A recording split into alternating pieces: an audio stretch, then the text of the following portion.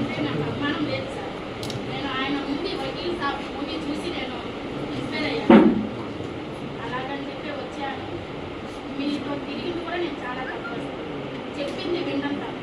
అటువంటిది ప్రశ్నించే గొంతుని ఆయన కొట్టేస్తున్నాను. ఇది ప్రశ్నార్థకంగా మారింది సార్. ఈ ప్రశ్నకు గల కారణం ఏమిటి? దీనికి గల కారణం ఏమిటి? ఇది తెలియనప్పుడు చిన్న స్థాయిలో ఉన్న మాలాంటి వాళ్ళకి ఏదైనా ఆపద వస్తే మేము ఎవరి దగ్గరికి వెళ్ళాలి?